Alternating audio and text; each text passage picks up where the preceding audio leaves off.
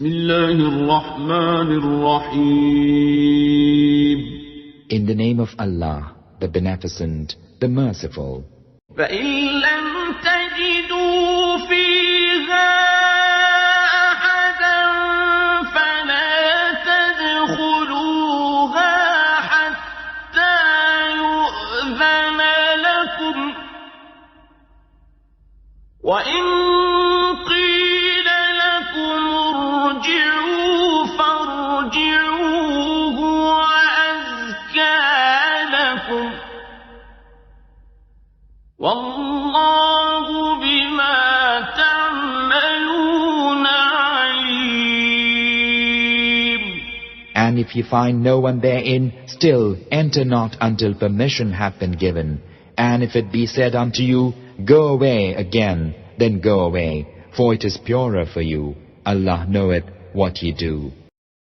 شروع اللہ کا نام لے کر جو بڑا مہربان نہایت رحم والا ہے. پھر اگر تم گھر میں کسی کو موجود نہ پاؤ تو جب تک تم کو اجازت نہ دی جائے اس میں مت داخل ہو، اور اگر یہ کہا جائے کہ اس وقت لوٹ جاؤ تو لوٹ جایا کرو. یہ تمہارے لیے بڑی پاکیزگی کی بات ہے، اور جو کام تم کرتے ہو اللہ سب جانتا ہے. عطا رحمہ اللہ نے ان سے پوچھا، میرے گھر میں میری یتیم بہنیں ہیں جو ایک ہی گھر میں رہتی ہیں اور میں ہی انہیں پالتا ہوں، کیا ان کے پاس جانے کے لیے بھی مجھے اجازت کی ضرورت ہے؟ ابن عباس رضی اللہ عنہما نے فرمایا، ہاں ضرور اجازت طلب کیا کرو.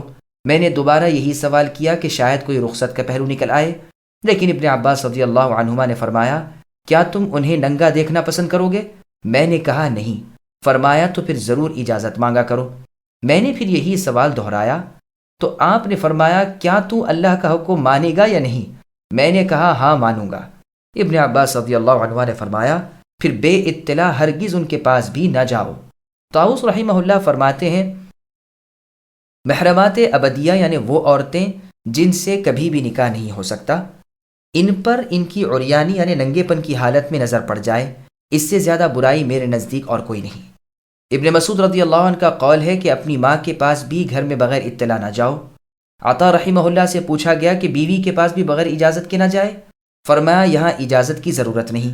یہ قول بھی محمول ہے اس پر کہ اس سے اجازت مانگنے کی ضرورت نہیں، لیکن تاہم اطلاع ضرور ہونی چاہیے. ممکن ہے کہ وہ اس وقت ایسی حالت میں ہو کہ وہ نہیں چاہتی کہ خاوند بھی اس حالت میں اسے دیکھے. چنانچہ مجاہد رحمہ اللہ نے تستأنسو کے معنی بھی کیے ہیں کہ کھنکار دینا، تھوک دینا وغیرہ. امام احمد رحمہ اللہ فرماتے ہیں، مستحب ہے کہ جب انسان اپنے گھر میں جانا چاہے باہر سے ہی کھنکار دے یا جوتیوں کی آہٹ سنا دے. صحیح بخاری مسلم وغیرہ میں ہے کہ سفر سے رات کے وقت بے اطلاع گھر آ جانے سے رسول اللہ صلی اللہ علیہ وسلم نے منع فرمایا ہے کہ کیونکہ اس سے گویا گھر والوں کی خیانت کا پوشیدہ طور پر ٹٹولنا ہے. اور صحیح بخاری مسلم وغیرہ کی ایک اور روایت میں ہے کہ رسول اللہ ایک مرتبہ ایک سفر سے صبح کے وقت آئے تو حکم دیا کہ بستی کے پاس لوگ اتریں تاکہ مدینے میں خبر مشہور ہو جائے. شام کو اپنے گھروں میں جانا اس لیے کہ اس اثنا میں عورتیں اپنی صفائی ستھرائی کر لیں. قتادہ رحمہ اللہ فرماتے ہیں کہ 3 بار کی اجازت اس لیے مقرر کی ہے کہ پہلی دفعہ میں تو گھر والے معلوم کر لیں کہ فلاں ہیں، دوسری دفعہ میں وہ سنبھل جائیں اور ہوشیار ہو جائیں، تیسری مرتبہ میں اگر وہ چاہیں اجازت دیں چاہیں منع کر دیں. جب اجازت نہ ملے پھر دروازے پر ٹھہرا رہنا برا ہے. لوگوں کو اپنے کام اور اشغال ایسے ضروری ہوتے ہیں کہ وہ اس وقت اجازت نہیں دے سکتے. مقاتل ابن حیان رحمہ اللہ فرماتے ہیں کہ جاہلیت کے زمانے میں سلام کا دستور نہ تھا. ایک دوسرے سے ملتے تھے لیکن سلام نہ کرتے تھے. کسی کے گھر جاتے تھے تو اجازت نہیں لیتے تھے، یوں ہی جا دھمکے پھر کہہ دیا کہ میں آ گیا ہوں تو بسا اوقات یہ گھر والے پر گراں گزرتا. ایسا بھی ہوا کہ وہ اپنے گھر میں کبھی ایسے حال میں ہوتا کہ اسے اس کا آنا بہت برا لگتا. اللہ تعالیٰ نے یہ تمام برے دستور اچھے آداب سکھا کر بدل دیے. اسی لیے فرمایا کہ یہی طریقہ تمہارے لیے بہتر ہے، اس میں مکان والے کو آنے والے کو دونوں کو راحت ہے. یہ چیزیں تمہاری نصیحت اور خیر خواہی کی ہیں.